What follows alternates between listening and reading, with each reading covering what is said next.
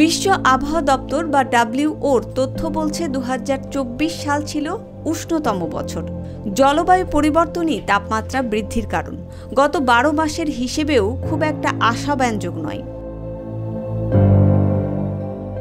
1850 সাল থেকে 1900 সালের তুলনায় গত এক বছরে পৃথিবীর গড় তাপমাত্রা 1.55 ডিগ্রি সেলসিয়াস অর্থাৎ 2.78 ফারেনহাইট বেশি থেকেছে।